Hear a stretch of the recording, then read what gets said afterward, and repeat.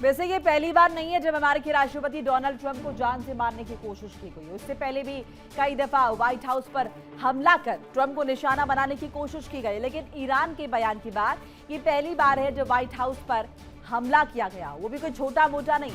हमलावर जितनी तैयारी के साथ व्हाइट हाउस पर गोलीबारी करने के लिए पहुंचा था, उससे लगता है कि वो ट्रंप की हत्या करने के इरादे से व्हाइट हाउस पहुंचा था। ऐसे में सवाल उठता है कि आखिर ट्रंप को कब कब जान से मारने की कोशिश की गई है। आपको विस्तृत तरीके से बताएंगे कि ट्रंप को कब कब मारने की कोशिश हुई है, आपको जगह भी बताएंगे, साथ साथ आपको डेट भी बताएंगे। अब जरा देखिए मेरे पीछे ये बैकड्रॉप, ये देखिए 13 जुलाई 2024 का जिक्र पहले कर लेते हैं और बटलर पेनिनसिल्विया की बात करते हैं। चुनावी रैली के दौरान 20 साल के थॉमस ने ट्रंप पर फायरिंग की, ये घटना आपको बता रहे हैं। इसके बाद देखिए 2024 13 जुलाई को ही हम जिक्र कर रहे हैं, एक गोली ट्रंप के दाहिने कान के ऊपरी हिस्से को छूकर निकल गई थी जब यह अटैक हुआ था, यानी कि बहुत नजदीकी हमला था। इसके बाद 15 सितंबर 2024 को वेस्ट पाम बीच फ्लोरिडा की घटना है।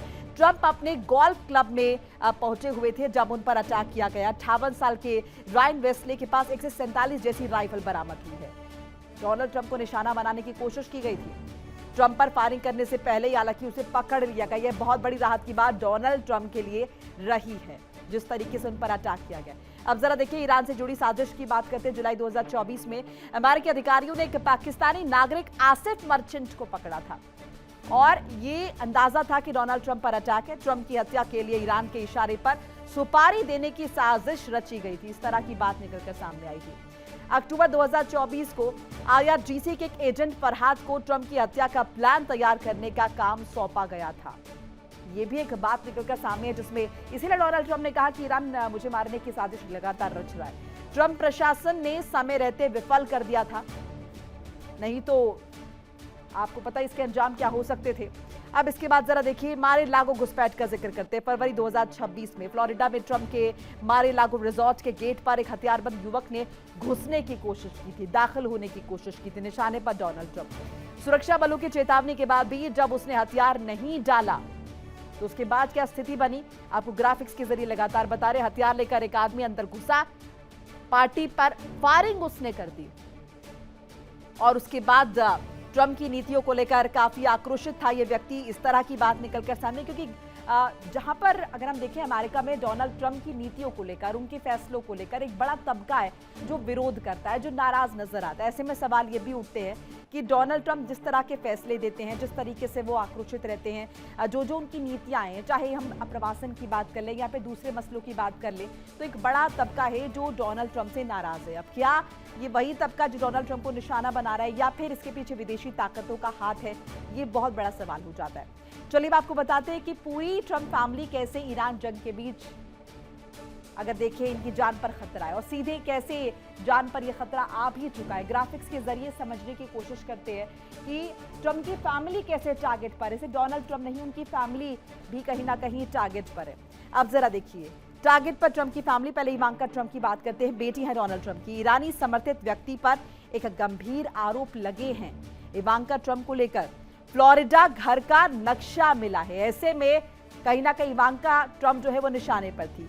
ईरान जंग के बीच जान का खतरा डोनाल्ड ट्रंप के जूनियर को।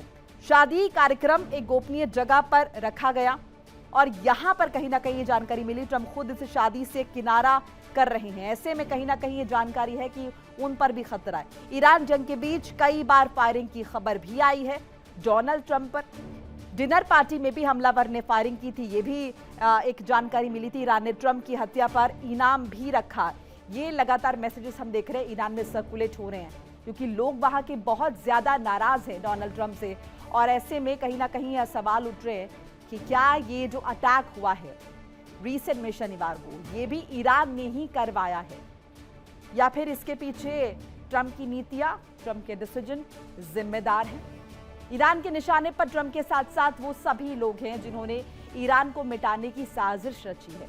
यानी ईरान ट्रंप के साथ साथ उन सभी लोगों को अपना दुश्मन मान रहा है जिन्होंने ईरान को दहलाने के लिए हमले का ब्लूप्रिंट तैयार किया है। ट्रंप के साथ साथ उनकी फैमिली और कई ऐसे नेता हैं जो ईरान के खिलाफ प्लानिंग करते रहते हैं। ईरान के सख्त तेवर के बाद अब वो भी ईरान के रडार पर आ गए, यानी सीधे तौर पर कहें तो उन सभी की जान को खतरा है। सिर्फ डोनाल्ड ट्रंप नहीं, इससे पहले जब प्रेस कॉन्फ्रेंस के दौरान या फिर कहे कि एक आयोजन था जहां पर डिनर ऑर्गेनाइज किया गया था तमाम पत्रकारों के लिए, वहां पर उनकी पत्नी मेलानिया ट्रंप भी मौजूद थी। तमाम सहयोगी डोनाल्ड ट्रंप के वहां पर मौजूद थे, उनके कैबिनेट के कई सहयोगी थे, कई बड़े गणमान्य वहां पर मौजूद थे। डोनाल्ड ट्रंप की खुद मौजूदगी थी। वहां भी एक हमलावर घुस आया था होटल हिल्टन में और उसने गोलियां बरसानी शुरू कर दी थी। तब भी ये सवाल थे कि निशाने पर कौन है, डोनाल्ड ट्रंप, उनकी पत्नी या उनके तमाम सहयोगी। उधर खबर है कि ईरान भी जंगी तैयारी कर चुका है। ईरान का कहना है कि अगर ईरान पर अटैक हुआ तो वो जंग का दायरा बढ़ा देगा और कई फ्रंट पर जंग खोल देगा। तो चलिए आपको बताते हैं ग्राफिक्स के जरिए कि आखिर क्या है प्लान महायुद्ध 2.0। कई फ्रंट खोलेंगे मुज्तबा खामनेई। IRGC की योजना क्या है, IRGC का प्लान क्या है। ईरान ने अमेरिका को चेतावनी जारी कर दी, अगर अमेरिका प्लानिंग कर रहा है तो ईरान भी कम नहीं है। हमला हुआ तो अरब में कई फ्रंट खोलेगा ईरान, यानी कि निशाने पर होंगे अरब कंट्रीज, अरब के देश। इसकी कल्पना अमेरिका तक ने नहीं की होगी जो IRGC ने प्लान यहां पर बना के रखा हुआ है। सहयोगियों के साथ मिलकर जमीन पर युद्ध छेड़ा जाएगा, ये भी जानकारी मिल रही है, क्योंकि ज्योग्राफी कल कंडीशंस अगर हम देखें ईरान की बहुत ही ज्यादा उसके फेवर में जाती हैं। ऐसे में अमेरिका तो जमीनी युद्ध नहीं छेड़ सकता है, लेकिन ईरान ये काम बखूबी कर सकता है। ये युद्ध अरब के कई देशों में लड़ा जाएगा। ऐसे में मुश्किल होगी उन तमाम अरब देशों के लिए जो अमेरिका को वहां पर स्पेस देते हैं। अब जरा देखिए सऊदी अरब की बात करते हैं। हिजबुल्लाह अल हिजाब 1987 में बना शिया मिलिशिया संगठन, ये बड़ी चुनौती बन जाएगा। वहीं अगर हम देखें साल 2000 तक कई हमलों में ये शामिल रहा है। एक्टिव होंगे तमाम प्रॉक्सीज। पूर्वी प्रांतों में कई लड़ाके अभी भी सक्रिय। ऐसे में सऊदी अरब की स्थिति खराब हो जाएगी और उसके बाद दबाव सीधे पड़ेगा अमेरिका पर। ये तमाम तैयारियां जो हैं वो ईरान ने कर रखी हैं अपने प्रॉक्सीज को, जिनके लिए कहा जा रहा है कि उन्हें ईरान न्यूट्रिशन देना बंद करे, सपोर्ट देना बंद करे, लॉजिस्टिक सपोर्ट देना बंद करे, वो एक्टिव करने के मूड में है। अब देखिए फिर से युद्ध छेड़ने के लिए या फिर कहे कि फिर से खुद को मजबूत कर रहा है ये संगठन हिजबुल्लाह अल हिजाज सऊदी अरब में। छोटे और बड़े हमले के साथ विस्फोटक पदार्थ इनके पास है, विस्फोटक सामग्री, विस्फोट ऐसे में बड़े मुमकिन है। यहाँ पर अगर हम यूए का जिक्र करते हैं तो स्लीपर सेल की बात करते हैं। यहाँ पर ईरान की बड़ी संख्या स्लीपर सेल एक्टिव है। ऐसे में इन्हें भी कहीं ना कहीं अगर ईरान के समर्थन में उतरना होगा तो पीछे नहीं हटेंगे।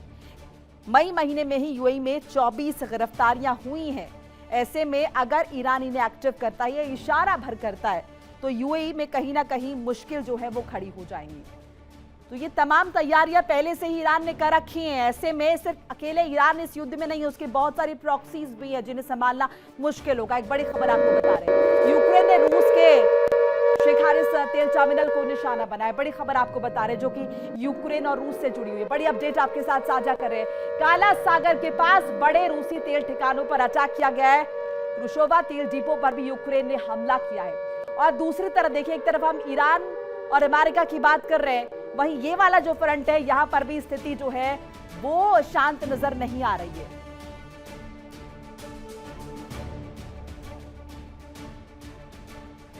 ईरान और अमेरिका के बीच बढ़ते तनाव के बीच एक नया कूटनीतिक विवाद सोशल मीडिया पर सामने आया है, जिसमें ईरानी राजदूतों ने डोनाल्ड ट्रंप पर तंज भरे पोस्ट साझा किए हैं। इन पोस्ट ने अंतर्राष्ट्रीय राजनीतिक माहौल में नई बहस छेड़ दी है। फिनलैंड में तैनात ईरानी राजदूत के बाद उज्बेकिस्तान में ईरानी दूतावास ने एक तस्वीर साझा की है, जिसमें इजरायल के प्रधानमंत्री बेंजामिन नेतन्याहू को अमेरिकी राष्ट्रपति डोनाल्ड ट्रंप के दिमाग के अंदर दिखाया गया है, जिसे एक सरकाज़म मैसेज के तौर पर देखा जा रहा है। वहीं रूस में तैनात ईरानी दूतावास ने एक वीडियो पोस्ट साझा किया, जिसमें ट्रंप और ईरान के राष्ट्रपति मसूद पेजेश्कियान के राजनीतिक और नेतृत्व संबंधी पृष्ठभूमि की तुलना की गई है। इन घटनाओं को अमेरिका ईरान संबंधों में बढ़ते तनाव और डिजिटल कूटनीति के नए रूप के तौर पर देखा जा रहा है। तो सोशल मीडिया को राजनीतिक संदेशों के लिए एक प्रभावशाली मंच के रूप में स्टेबलाइज कर रहा है। ये तस्वीर जरा आप देखिए, और ये तस्वीर ये पोर्ट्रे कर रही है, बता रही है कि ईरान ये मैसेज कहीं ना कहीं अगर हम देखिए सरकास्टिकली स्प्रेड कर रहा है कि डोनाल्ड ट्रंप के दिमाग में बैठे हैं नेतन्याहू और वो डोनाल्ड ट्रंप को ड्राइव कर रहे हैं, यानी कि चला रहे हैं, उन्हें दिमाग दे रहे हैं। क्योंकि असल में तो ये जंग अमेरिका की है ही नहीं। असल में अगर हम देखें तो ये जंग इजराइल और ईरान की थी, लेकिन यहां पर अमेरिका कूद पड़ा है और इसीलिए सवाल उठ रहे हैं अमेरिका में कि आखिर इस जंग में अमेरिका के कूदने का क्या औचित्य है, और इसीलिए अमेरिका एक अच्छी एग्जिट भी लगातार ढूंढ रहा है। देखिए इंडिया डेली 24/7 अब आपके स्मार्ट टीवी पर। इंडिया डेली मौजूद है सभी डिजिटल प्लेटफॉर्म पर लाइव और लगातार। इंडिया डेली 24/7 हर दिन राष्ट्र को समर्पित।